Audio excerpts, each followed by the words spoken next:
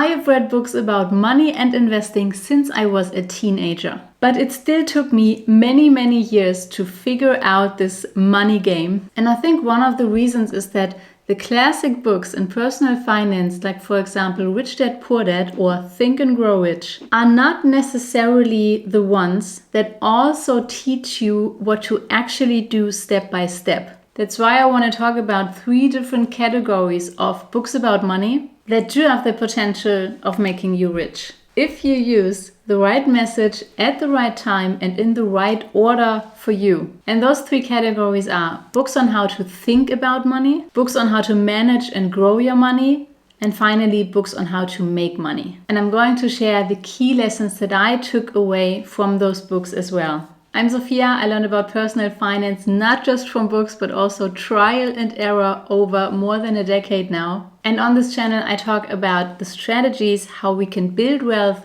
without living frugal. And let's start with books about how to think about money. So those are books about mindset. And for me, what falls under this category is Rich Dad, Poor Dad by Robert Kiyosaki. Definitely one of the most famous classic books on personal finance. The book is about the author who grows up with 2 dads. His own dad, the poor one, who was working as a teacher, and the dad of his best friend, the rich one, who was an entrepreneur, a businessman. And told through the eyes of the author, this book teaches us the 2 different ways of thinking of those 2 dads. But at the same time, it also covers the core principles of personal finance.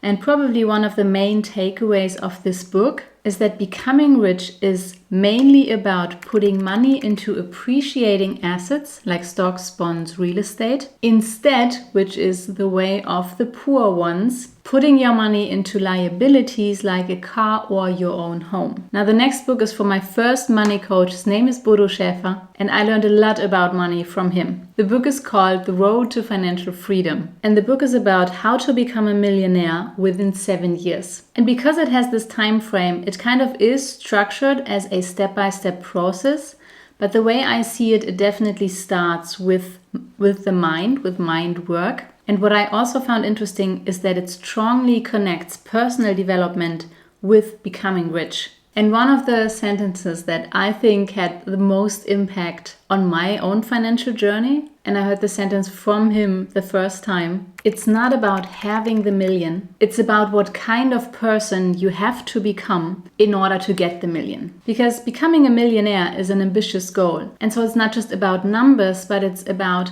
how you have to grow as a person to reach a big goal like this. And in that he also taps into how our thinking, our confidence, and also our emotions determine the actions we take and in what way we need to change them to get to that goal of becoming a millionaire. And that is mainly the reasons why I also categorize this book into the mindset part. Just like the next one, which is Think and Grow Rich. Now, this is probably one of the oldest books, not just about money, but also about personal development. And I believe it's also one of the original books that led to the visualization and manifestation movements we have today. Because one of the key takeaways from the book is that it all starts in your mind. And it starts with a desire, but not just any desire, but a burning desire. And then sticking with that desire for a very long period of time. The book is about the 13 principles to riches that he draws from interviewing the most financially successful people of his time. And many of those will probably be very familiar for you, like set a very specific goal, then set a plan and action to achieve that goal.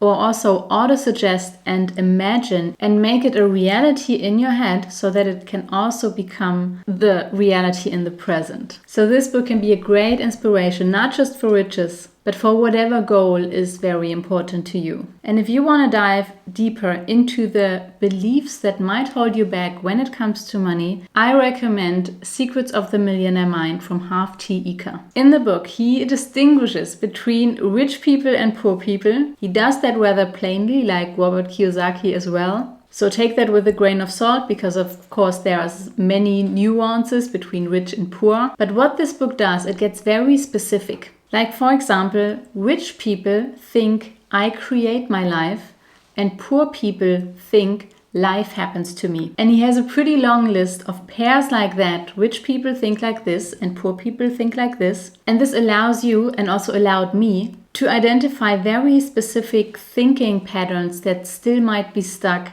in your mind. And that might be the reason that hold you back from building wealth. Now, all of those books, they set the stage in your head. But the way I see it, or at least for me, they alone were not enough to manage your money in the right way. So let's continue with the books on how to manage and also grow your money. So the more action-based books. And I want to start with probably one of the oldest books that has all the lessons that you will find in other books as well. And that is The Richest Man of Babylon from George Clason. Now this book tells several stories, and one of those is about Akkad, who was a slave in old Babylon, and then he becomes the richest man in Babylon. And because we can follow this storyline, we can also see the transformation, and a bit through the lines you can also see with how he started, and that what came next and what came next. And one of the key lessons of this book that you will find in so many other personal finance books as well is a part of all you earn is yours to keep.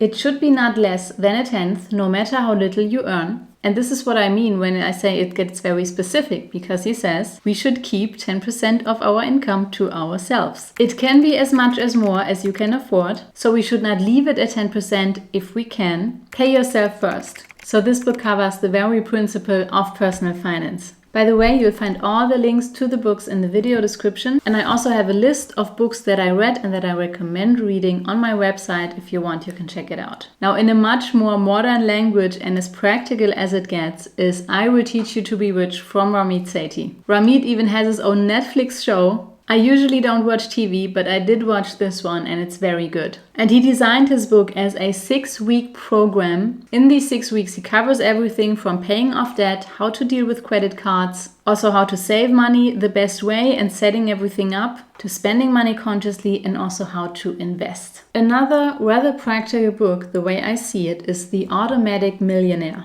from David Bach. And this is the same author that also wrote The Latte Factor, probably the root of demonizing buying coffee every day, which has become such a symbol in the personal finance world. Although, of course, the actual message is that spending on those little things here and there, but every day, they add up to a significant amount of money over time that can cost you your financial freedom. And in the book, The Automatic Millionaire, he introduces like the hack of automating everything, automating your savings, automating your investments. And this is an approach that I took as well, that I teach as well on this channel, because by automating it, you take out the decision out of the equation and you just automatically and reliably and inevitably build wealth. The next book that I would say is rather specialized in getting rid of your debt is The Total Money Makeover from Dave Ramsey. Dave Ramsey is very successful in the personal finance niche. He has his own radio show where he answers people's questions. And I think one of the reasons this book was so successful is because he has very concrete steps, the 7 baby steps. And especially when you really struggle with debt,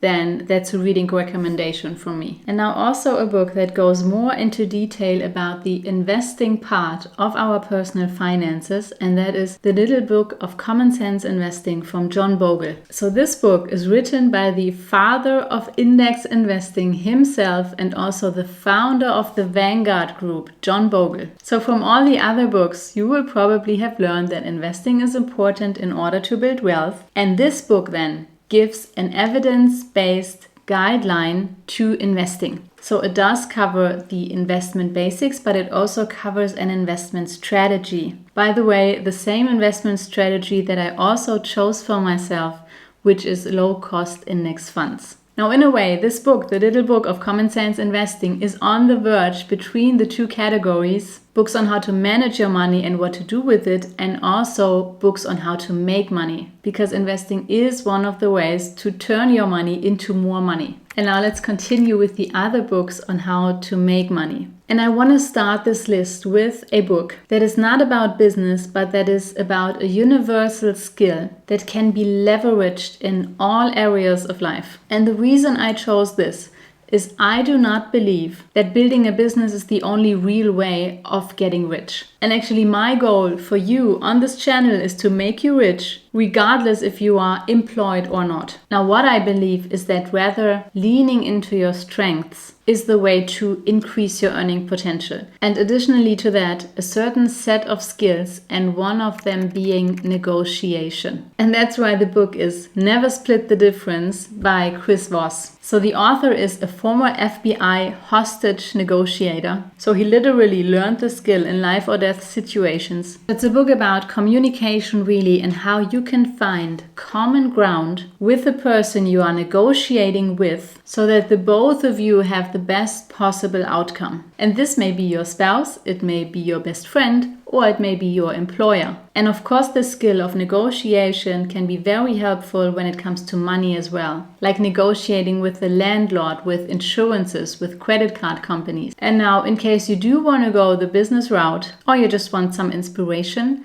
there are 2 books that influenced me greatly in the beginning. And the first one is The 4-Hour Workweek by Tim Ferriss. Maybe you've heard it before. It was a bestseller and it inspired many, especially online business entrepreneurs like me as well. And I have to tell you, for me, it was actually a mindset book, because I remember when I read it, literally chains in my head were destroyed. Because I really grew up with this notion, you go to college, then you get a job that pays well, you work in that job for 40 years, and then you retire and enjoy your life. And for me, this was pretty much the very first time where an alternative to that life design was presented. And that, especially for our generation, it's also money, but it's also time that actually makes us rich, makes us feel rich. So if you are indeed interested in leaving your 9-to-5, or at least negotiate your way into more flexibility at your job, then this book is for you.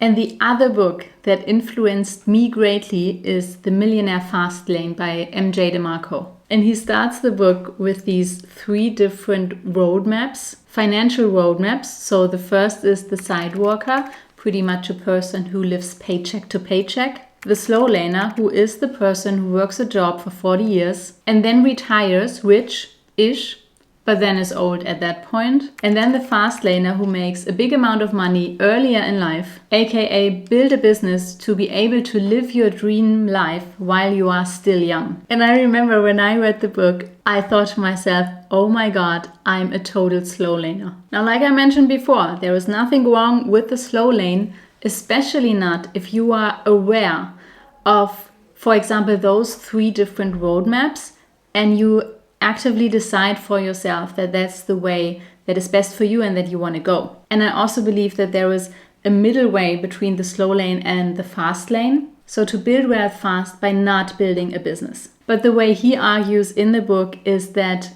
building a business is the way to get onto the fast lane. And for me, the book was so influential because I chose the business road for myself, mainly because I believe that it does play at my strengths. And the interesting aspect in that book is that he does talk about getting rich fast, but he defines that as up to 10 years. And he also emphasizes that this is not a book about getting rich quick. What he said really means getting rich easy. And after introducing these 3 roadmaps, in the second part of the book, he also talks about important aspects of business. And now, just in case you also are a person who wants to dive into the online business world, there is another book that I would recommend reading, and that is .com Secrets from Russell Brunson. It's a brilliant book, and it's an exact map, a step-by-step process on really how to build a successful online business. If you're still here, thank you for watching. Remember, not knowledge is power, but applied knowledge is power. So whether only pick one book off that list, read it and apply the principles, and only after you have applied them, you continue with the next book. That will be way more valuable